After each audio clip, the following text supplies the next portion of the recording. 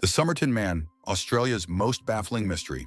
On the morning of December 1st, 1948, as the first light of dawn broke over Somerton Beach in Adelaide, Australia, a jogger made a discovery that would become one of the most perplexing mysteries in criminal history. There, propped against the seawall, sat a well-dressed man. At first glance, he appeared to be resting, perhaps sleeping off a night of excess. But something wasn't right. The man's position was too perfect, too composed for someone simply taking a nap on a public beach. The jogger approached cautiously. He tried to rouse the stranger, but there was no response.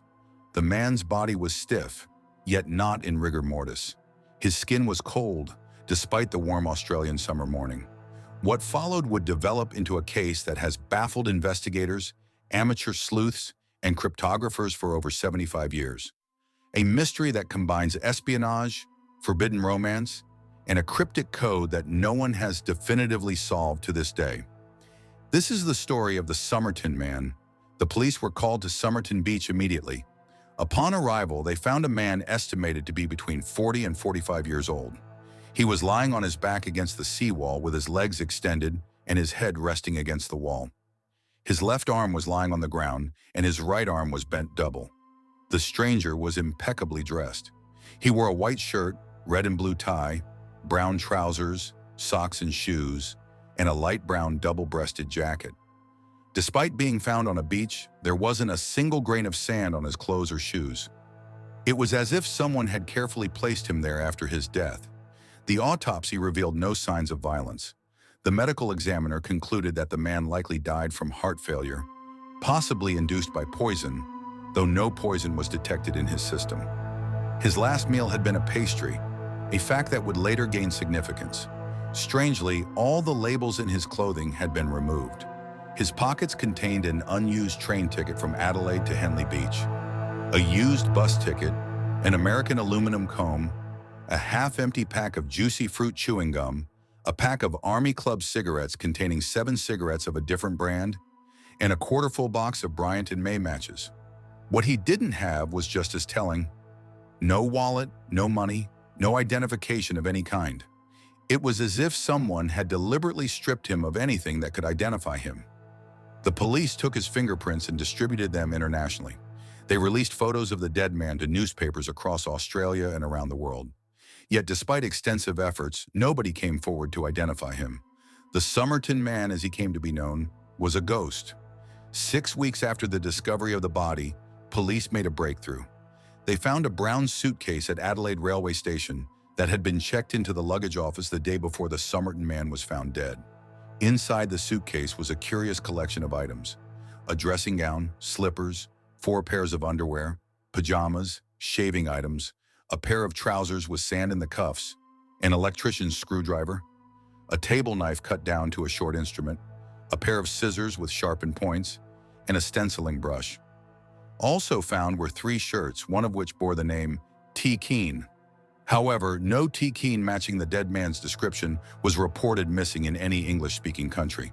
The suitcase also contained a thread card of a very unusual orange thread that perfectly matched repairs made to the Somerton Man's jacket. This confirmed the suitcase belonged to him, but provided few answers about his identity. Most strangely, like the clothes the man was wearing when found, many items in the suitcase had their manufacturer's labels removed. It appeared to be a deliberate attempt to conceal his identity or origin. Experts examined the remaining labels and determined that most of the clothing was of American origin, suggesting the man may have traveled from the United States.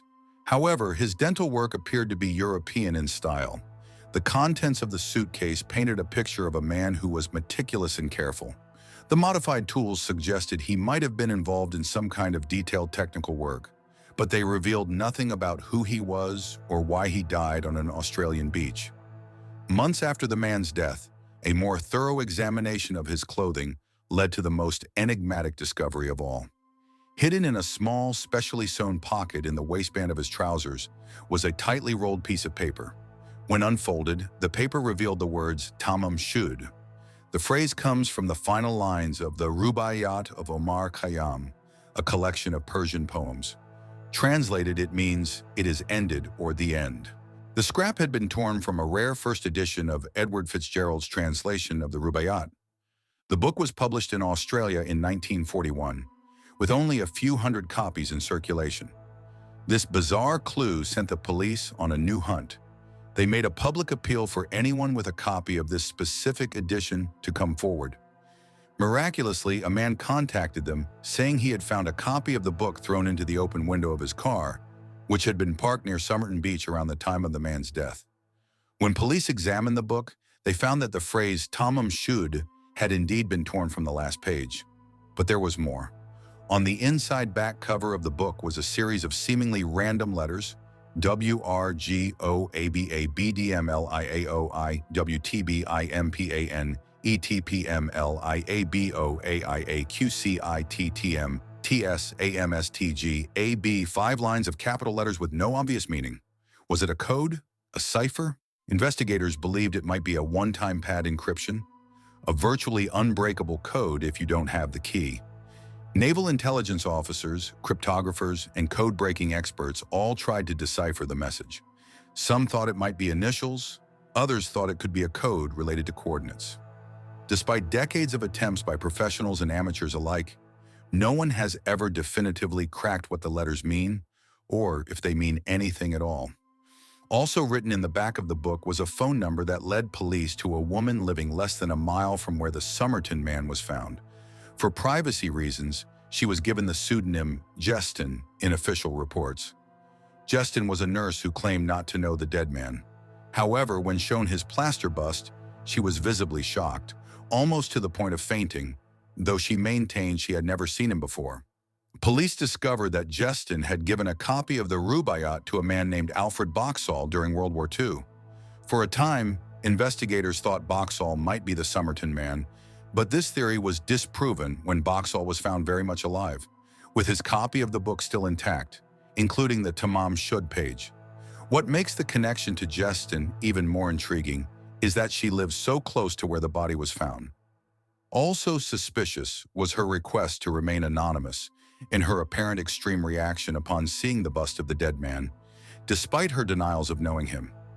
Years later, researchers would discover that Justin had a son, and some believe this child may have been fathered by the Somerton Man. Photographs of the boy show distinctive ear and tooth features that are rare in the general population, but match those of the Somerton Man. Additionally, both Justin and the Somerton Man had rare genetic traits. She was known to have hypodontia, missing teeth, while the Somerton Man had a rare ear feature called a Darwin's tubercle, a small bump on the inner ear. Justin's son had both of these unusual physical characteristics. Was the Somerton Man visiting a former lover? Was he trying to reconnect with a child he never knew? Or was the connection between them something else entirely, perhaps related to espionage? The timing of the Somerton Man's death places it squarely in the early days of the Cold War. In 1948, tensions between the Western powers and the Soviet Union were escalating rapidly. Australia, as an ally of the United States and Great Britain, was involved in various intelligence operations.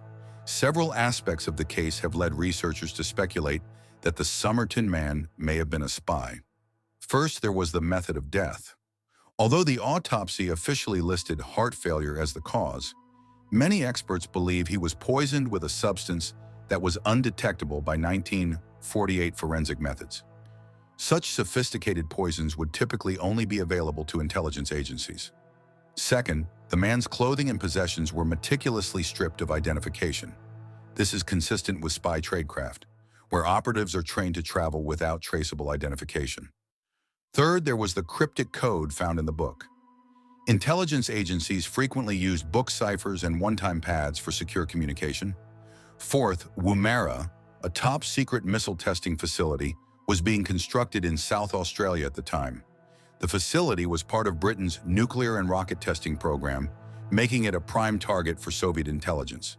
And finally, Justin, the woman connected to the case, had previously worked at the Royal North Shore Hospital in Sydney, which had a laboratory developing chemical weapons during World War II. Could she have been an unwitting contact or even a fellow agent? While these connections are circumstantial, they paint a compelling picture of a Cold War spy operation gone wrong. Perhaps the Somerton Man was a Soviet agent who was discovered and eliminated. Or maybe he was a Western agent who became a liability. We may never know for certain. For decades, the case remained cold. The Somerton Man was buried in West Terrace Cemetery in Adelaide, his grave marked with only a reference number. But interest in the case never died. In recent years, there have been significant developments. In 2011, a woman named Rachel Egan, believed to be the granddaughter of Justin, met and later married Professor Derek Abbott, a researcher who has dedicated much of his career to solving the Somerton Man mystery. Together, they have advocated for the exhumation of the body to conduct DNA testing. In May 2021, South Australian police finally exhumed the Somerton Man's remains. Modern forensic techniques, including advanced DNA analysis, are being used in hopes of finally identifying him. The exhumation comes after years of work by Professor Abbott, who has compiled compelling evidence that the Somerton Man may have been an American named Carl Webb, a 43-year-old electrical engineer from Melbourne with an interest in poetry and horses. While we await the results of the DNA analysis, the mystery continues to captivate people around the world. The Somerton Man has been the subject of books, documentaries, podcasts, and endless speculation. If DNA testing does reveal his identity, it will answer one significant question, but many others would remain. What was the meaning of the code? Why were his clothes stripped of identification?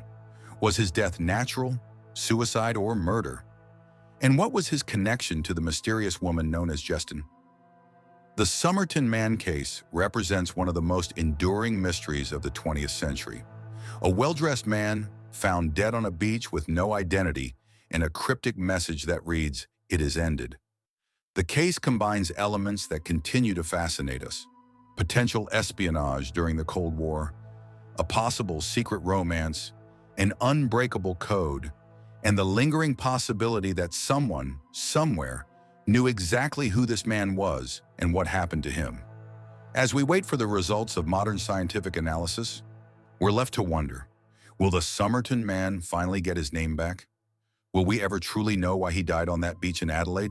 Or will parts of this mystery remain unsolved forever, continuing to captivate amateur sleuths and professional investigators for generations to come? Some mysteries aren't meant to be solved, but the Somerton Man deserves an identity. He deserves to be more than just Australia's most baffling cold case. If you found this story intriguing, be sure to subscribe for more unsolved mysteries and cold cases. Leave a comment below with your theories about the Somerton Man, and don't forget to like this video. Until next time, remember that even the most perplexing mysteries can sometimes find answers. It just might take 75 years and counting.